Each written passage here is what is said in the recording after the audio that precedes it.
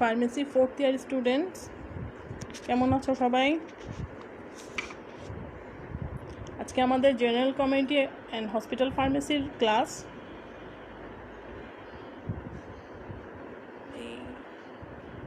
এর আগে যে ক্লাসটা নেওয়া হয়েছিল সেইখানে তোমাদের হসপিটালের উপরে টপিক্সটা ছিল, আমরা ওটা পড়েছিলাম। সো আজকে শুরু করব হসপিটাল ফার্মেসির উপরে। ঠিক আছে, এর আগের ক্লাসে ডেফিনেশন পড়েছিলাম, হসপিটাল কাকে বলে, functions, objectives, classification,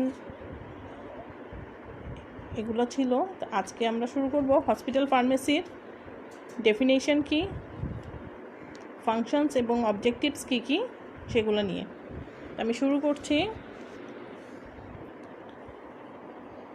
hospital pharmacy definition. What is hospital pharmacy?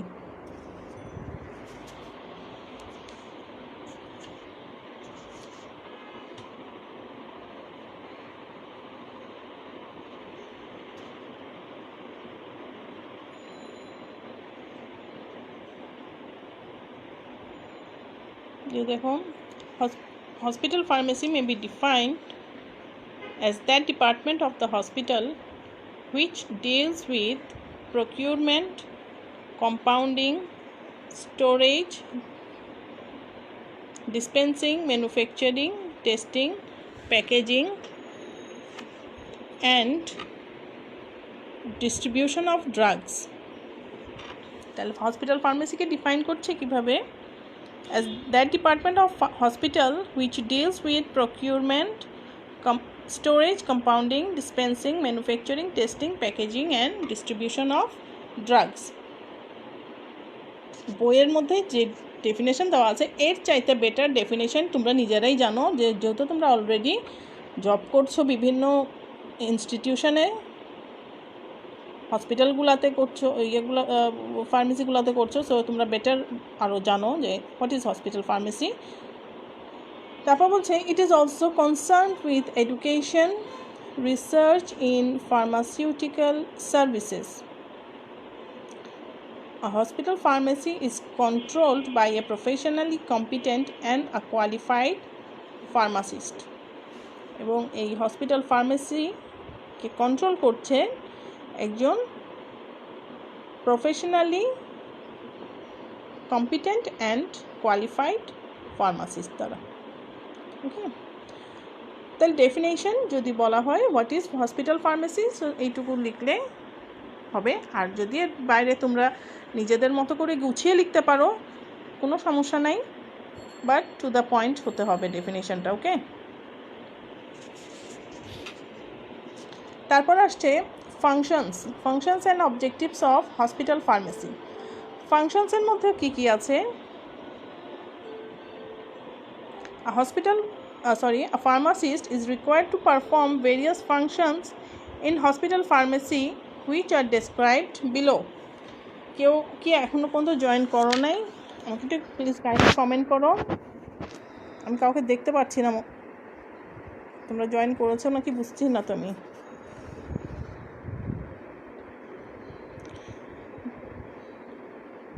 ফাংশনসের প্রথম পয়েন্ট বলছে providing specification for the purchase of drugs, chemicals, biologicals etcetera. Second, proper storing of drugs. Third point, manufacturing and distribution of medicaments such as transfusion fluids, parenteral products, tablets, capsules, ointments and stock mixtures.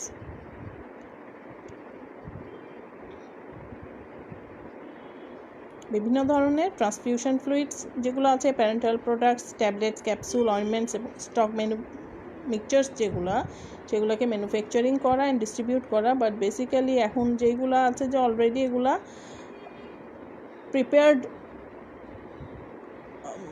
Materials আমাদের কাছে চলে আসে বিধায় ম্যানুফ্যাকচারিংটা তেমন একটা করা লাগছে না বা লাগে না। তারপর বলছে dispensing and sterilising parental preparations which are manufactured in the hospital. এবং হসপিটালে যদি কোনো প্রোডাক্ট ম্যানুফ্যাকচার বা কোনো ড্রাগ যদি ম্যানুফ্যাকচার করা হয়ে থাকে বা করে থাকে সেই ক্ষেত্রে সেগুলোকে স্টেরিলাইজড করা।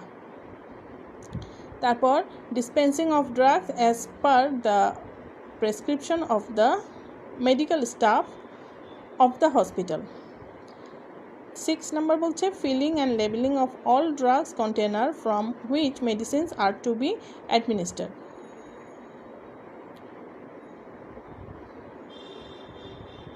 7 number management of stores which includes purchase of drugs, proper storage condition and maintenance of records. 8 establishment and maintenance of drug information center which will provide information regarding medications to the physician, nurses or any other competent person who deals in drugs. এই হচ্ছে functions of hospital pharmacy.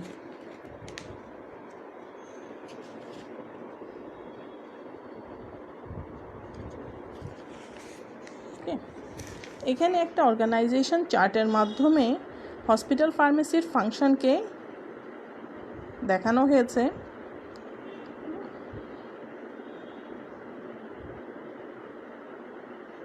দেখো functions of hospital pharmacy এখানে চার্টের মাধ্যমে দেখাচ্ছে যে বিভিন্ন department যেমন dispensing, purchasing and inventory control, statistics and reports, manufacturing আছে, তারপর এখানে টিচিং, রিসার্চ, স্টোরেজ, কন্ট্রোল। ডিসপেন্সিংয়ের আন্ডারে আবার যেগুলো পড়ছে, ডিসপেন্সিংয়ের আন্ডারে আসছে কি কি, on outdoor patient, inpatient, medical surgical supplies, laboratory supplies, ward or floor stock supplies, alcohol, narcotics, তাহলে dispensing এর আন্ডারে। manufacturing এর আন্ডারে bulk, large volume parenterals, small volume parenterals, surgical, irrigation fluids, etc.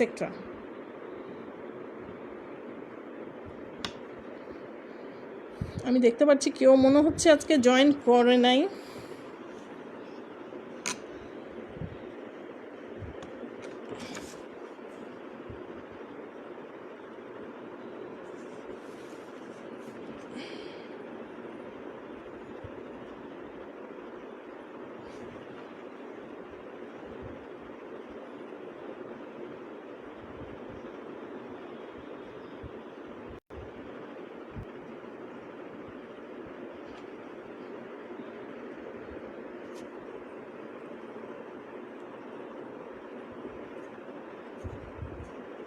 আচ্ছা, ফাংশনসে এখানে 8টা আমরা দেখলাম, এরপর আরও আছে। 9 নাম্বার বলছে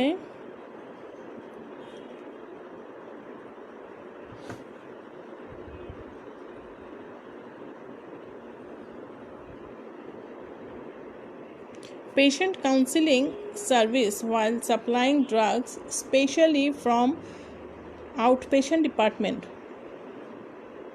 আউটপেশেন্ট ডিপার্টমেন্টে পেশেন্ট কাউন্সেলিং সার্ভিসটা প্রায় হসপিটালগুলোতে দেওয়া হয়ে থাকে। তারপর বলছে maintaining relation between medical staff, nursing staff and patients, providing cooperation in teaching and research programs of the hospital, discarding the expired drugs and containers with worn and missing labels. Last one, providing drug monitoring services by studying various effects of drugs administered to the patients, especially the indoor patients, from patient charts maintained in the wards, etc. এই হচ্ছে functions of hospital pharmacy. এতগুলা লেখার যদি পরীক্ষায় আসে, এতগুলা লেখার আমার দরকার নাই।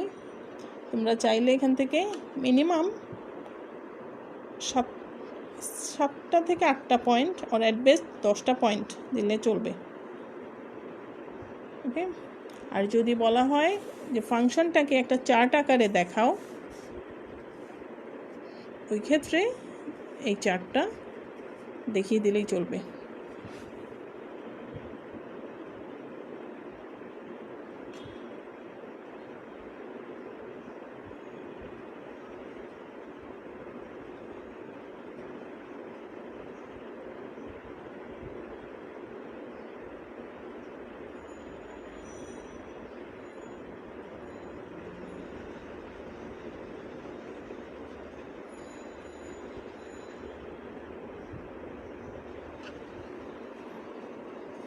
তাহলে এই গেল ফাংশনস অফ হসপিটাল ফার্মেসি।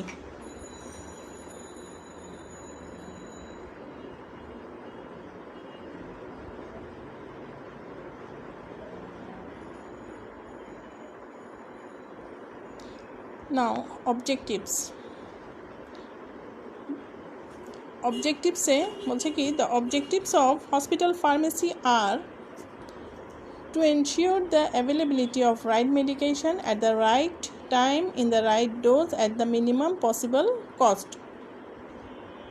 সঠিক মেডিকেশন সঠিক সময় সঠিক ডোজে এবং মিনিমাম কস্টে যাতে অ্যাভেলেবল থাকে সেই ক্ষেত্রে ওইটাকে এনশিওর করতে হবে। ঠিক আছে, তারপর বলছে to professionalize the functioning of pharmaceutical services in a hospital, then to act as a counseling department for medical staff, nurses and for patient. তারপর to act as a data bank on drug utilization, to participate in research projects, to plan, organize and implement pharmacy policy procedures in keeping with the establishment policies of the hospital. তারপর to implement decisions of the pharmacy and therapeutic committee. To implement decisions of pharmacy therapeutic committee, এরা যদি কোনো policy জারি করে থাকে হসপিটালের ক্ষেত্রে সেগুলোকে ইমপ্লিমেন্ট করা বা তাদের ডিসিশনটাকে ইমপ্লিমেন্ট করা, কার্যকর করা। তারপর বলছে to coordinate and cooperate with other departments of a hospital, হসপিটালের অন্যান্য যে ডিপার্টমেন্টসগুলো আছে সেগুলোর সাথে সেগুলোকে কোঅপারেট করা।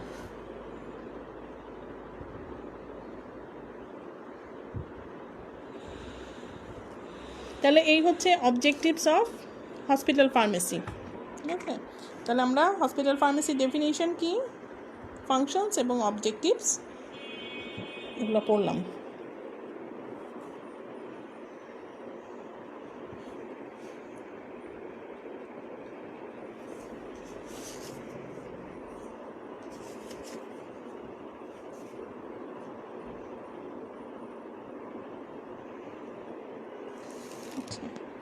এখানে একটা কোশ্চেন আছে যে what facilities are provided in the hospital having bed size 200 or মোর। যদি কোনো হসপিটালের বেড সাইজ 200 বা তার বেশি থাকে সেই ক্ষেত্রে কী কী ফ্যাসিলিটিস থাকা উচিত বা থেকে থাকে। ওকে, এটার আনসার আমরা লিখব এখান থেকে যে hospital with 200 or more bed provides the opportunity for departmentalization of pharmacy activities. There should be a separate area for inpatient services and unit dose dispensing, outpatient service, and an office for the chief pharmacist, a compounding, repacking and labeling room, a store room, sterile products and IV admixture rooms should be available. A separate area for drug information services and space assigned on various nursing units for unit dose drug administration and clinical pharmacy services. এইটুকু এই কোশ্চেনের আনসারটা লিখলেই চলবে যে what facilities are provided in the hospital having bed size 200 or মোর, 200 বা তার বেশি যদি বেড সাইজ হয়ে থাকে হসপিটালগুলোতে সেই ক্ষেত্রে ফ্যাসিলিটিসগুলো কী কী। তাহলে এখানে ফ্যাসিলিটিসগুলো আমরা যেটা পড়লাম যে সেইখানে থাকবে কি যে ইনপেশেন্ট সার্ভিস, এদের জন্য একটা আলাদা একটা সেপারেট এরিয়া থাকবে। তারপর থাকছে unit dose dispensing, outpatient service থাকবে এবং চিফ ফার্মাসিস্টের জন্য একটা আলাদা অফিস থাকবে, কম্পাউন্ডিং, রিপ্যাকিং, লেবেলিংয়ের একটা রুম থাকবে।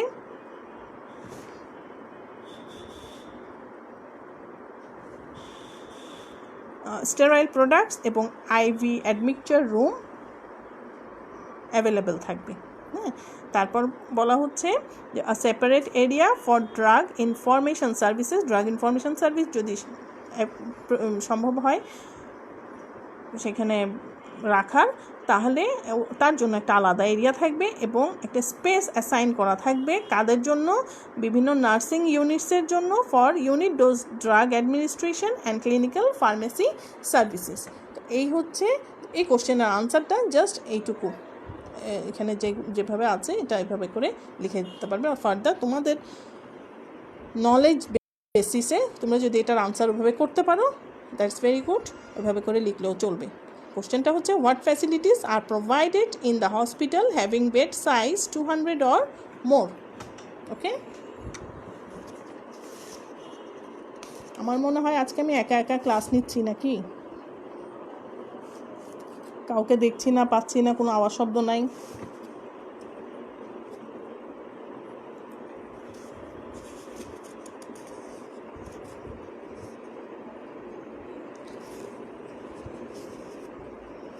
আচ্ছা, তোমাদের একটা হোমওয়ার্ক আমি দিচ্ছি, সেই হোমওয়ার্ক হচ্ছে write down the responsibilities of hospital pharmacist.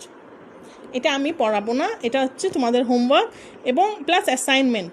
ওকে, এটার উপর আমি নাম্বারিং দিব তোমাদেরকে। স্টুডেন্টরা পরবর্তীতে যারা ভিডিওটা দেখবে তাদেরকে বলছি বা সবাইকেই বলছি, তোমাদের আজকের হসপিটাল ফার্মেসির একটা হোমওয়ার্ক প্লাস অ্যাসাইনমেন্ট দুইটা আমি দিচ্ছি। সেটা হচ্ছে write down the responsibilities of a hospital pharmacist. Point আকারে লিখতে চাইলে লিখতে পারো, প্যারা করে লিখতে পারো। যদি প্যারা করে লেখো অ্যাট বেস্ট 1 পেজ হতে হবে, যদি পয়েন্ট লিখতে চাও 10 থেকে 12টা পয়েন্ট হতে হবে।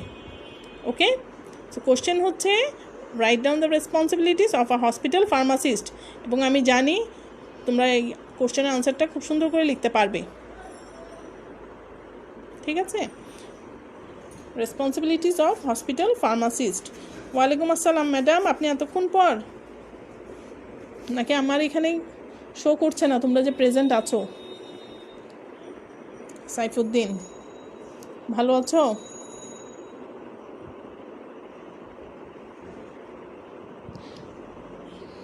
তাহলে আমরা যেগুলো পড়লাম সেগুলো আমি আরেকবার রিভিউ করছি। দেখো, হসপিটাল ফার্মেসির ডেফিনেশন, হসপিটাল ফার্মেসি কাকে বলে এটা আমি পড়েছি এখন। তারপর বলছে ফাংশনস অফ হসপিটাল ফার্মেসি। তো এখানে 13টা ফাংশনস আছে, এবং যদি বলা হয় chart of organisation chart of a function of hospital pharmacy, so সেই ক্ষেত্রে এই অর্গানাইজেশন চার্টটা ফাংশনের শো করলে হবে। তারপর বলছে অবজেক্টিভস অফ হসপিটাল ফার্মেসি। এখানে 8টা পয়েন্ট আছে অবজেক্টিভসের, অবজেক্টিভসগুলো লিখলে চলবে।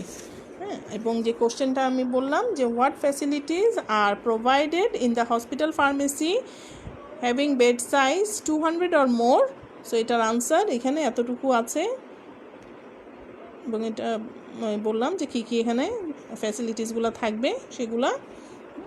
আর একটা হোমওয়ার্ক দিয়েছি তোমাদেরকে, সেই হোমওয়ার্কটা হচ্ছে রেসপন্সিবিলিটিস অফ হসপিটাল ফার্মেসি।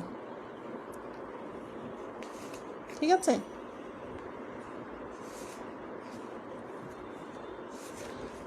তাহলে হসপিটাল ফার্মেসি হচ্ছে, এখানে আরও অনেক কিছু আছে হসপিটাল ফার্মেসিতে, তো আমরা ইন শর্ট এগুলো পড়লাম।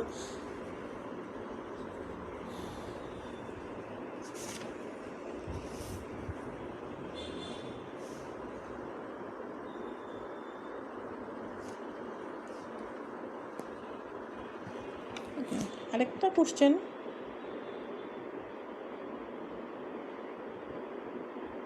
আচ্ছা তুমি শুরু থেকে ক্লাসে আছো, আচ্ছা ভেরি গুড। আমি আসলে আমার এখানে কোনো কমেন্ট আমি এতক্ষণ পাচ্ছিলাম না। আচ্ছা ঠিক আছে সাইফু, থ্যাংক ইউ। আর এরপর এখানে দেখো একটা চার্ট দেওয়া, এটা হচ্ছে organisation chart of a hospital pharmacy. একটু আগে যেটা দেখালাম ওটা ছিল ফাংশনস অফ হসপিটাল ফার্মেসির চার্ট একটা। এটা হচ্ছে অর্গানাইজেশনাল চার্ট, যে একটা ফার্মেসির ক্ষেত্রে হেড কে থাকবে, তার আন্ডারে কে কে থাকছে, হ্যাঁ সেটা। তাহলে অ্যাডমিনিস্ট্রেটরের আন্ডারে থাকছে হেড অফ ফার্মেসি সার্ভিসেস, এবং ওনার আন্ডারে থাকছেন dispensing pharmacist, manufacturing pharmacist, clinical pharmacist, quality control pharmacist, medical store pharmacist এবং dispensing pharmacist chemist, dispensing chemist, pharmaceutic manufacturing chemist. আচ্ছা, ডিসপেন্সিং কেমিস্টের আন্ডারে ইনপেশেন্ট আউটপেশেন্ট এদেরকে হ্যান্ডলিং করে থাকে। তো এখন কেমিস্ট না অলরেডি ফার্মাসিস্টরাই অ্যাভেলেবল থাকছে ডিসপেন্সিং ইউনিটগুলোতে। এটা যেহেতু পুরানো বই, তো এখানে ওইভাবে করে দেওয়া আছে, সমস্যা নেই, তোমরা তোমাদের নলেজটা থেকে থাকে ওই ক্ষেত্রে ওইভাবে করে জিনিসটা লিখে দিলেই হবে। ম্যানুফ্যাকচারিংয়ের ক্ষেত্রে ম্যানুফ্যাকচারিংয়ের যে দুটা সেকশন, একটা হচ্ছে ম্যানুফ্যাকচারিং অফ আইভি ফ্লুইডস এবং আদার ম্যানুফ্যাকচারিং সার্ভিসেস। এখানে একটা জিনিস খেয়াল করো, এখানে সব জায়গায় বি ফার্ম এম ফার্ম লেখা। তো এখানে এখন যেটা আমরা যেটা আছে ডিপ্লোমা ফার্মাসিস্টও তোমার অ্যাভেলেবেল থাকছে এবং আমাদের যে বিএসসি ফার্মাসিস্ট যারা আছে এরাও সেখানে জব অ্যাভেলেবেল পজিশনে আছে। ঠিক আছে, তো এখানে রাগ হওয়ার বা ক্ষুব্ধ হওয়ার কিছু নাই যে এখানে শুধু বি ফার্ম এম ফার্মই লেখা, ডিপ্লোমা বা বিএসসি ফার্মাসিস্ট নাই। তো এটাও আমার অনেক আগের আমলের বই, সো ওই ক্ষেত্রে এখানে শুধু বি ফার্ম এম ফার্মই লেখা। ঠিক আছে, তো এখানে তোমরা এটা দেখে রাগ হইও না, এখানে ডিপ্লোমা ফার্মাসিস্টও প্রেজেন্ট আছে, এটা অলরেডি তোমরা জানো, আমার থেকে আরও বেটার জানো যেহেতু তোমরা নিজেরা এখন জব ফিল্ডে আছো। তো এখানে শুধু B pharm M pharm pharmacist নাই, এখানে ডিপ্লোমাও আছে, বিএসসিও আছে। ওকে, এইটা হচ্ছে আমার organizational chart of a hospital pharmacy.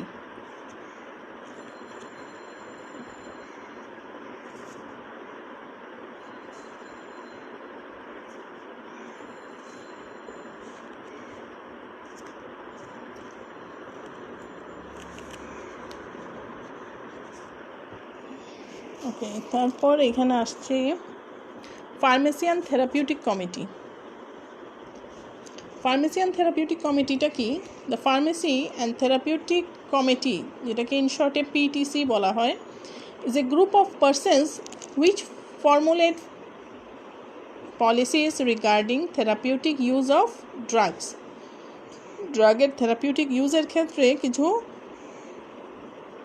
পলিসিকে formulate করে থাকে। এই ক্ষেত্রে কিছু গ্রুপ থাকছে, হ্যাঁ, গ্রুপস অফ পার্সন, এদেরকেই বলা হচ্ছে এই কমিটি। এই কারণে এই গ্রুপটাকেই বলা হচ্ছে পিটিসি, মানে pharmacy and therapeutic committee. This committee is composed of physicians, pharmacist and other health professionals with the inclusion of the medical staff. এই কমিটিতে থাকছে কারা? ফিজিশিয়ান থাকছেন, ফার্মাসিস্টরা থাকছেন এবং অন্যান্য যে হেলথ প্রফেশনাল থাকছে ইনক্লুডিং মেডিকেল স্টাফ সহ, এরা এই PTC means pharmacy and therapeutic কমিটিতে এরা ইনভলভ থাকে। It has a dual role to play. কি রোল থাকছে? প্রথম হচ্ছে অ্যাডভাইজারি। অ্যাডভাইজারিতে কি বলছে? The committee assists in the formulation of professional policies regarding evaluation, selection and therapeutic use of drugs in hospital. 2 number বলছে educational. The committee recommends and assists in various functions designed to meet the needs of the professional staff, the physicians, nurses, the pharmacists and other healthcare personnel for the complete current knowledge of the matters pertaining to drugs. ড্রাগের উপর fully knowledge আছে এরকম person involve থাকছেন educational সেক্টরে in PTC, pharmacy and therapeutic কমিটির আন্ডারে। যে educational একটা সাইট থাকছে, সেখানে তাদের বিভিন্ন ফাংশনসগুলোকে অর্গানাইজড করা হচ্ছে প্রফেশনাল স্টাফ দ্বারা, ফিজিশিয়ান দ্বারা, নার্স দ্বারা, ফার্মাসিস্ট দ্বারা এবং অন্যান্য হেলথ কেয়ার পার্সোনাল দ্বারা।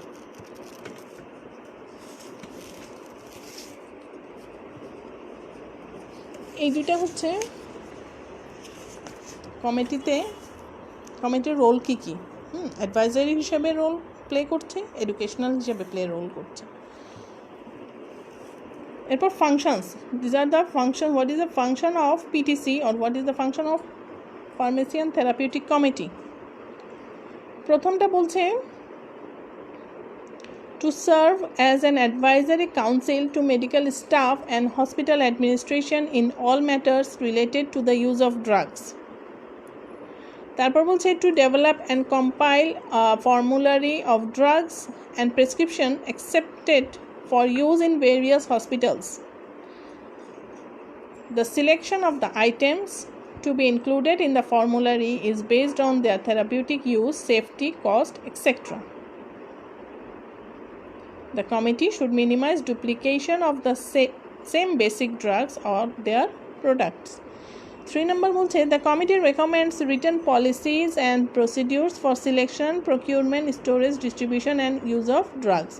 তারপর to establish or plan suitable educational schemes for the hospital professional staff on the matter related to the use of drugs.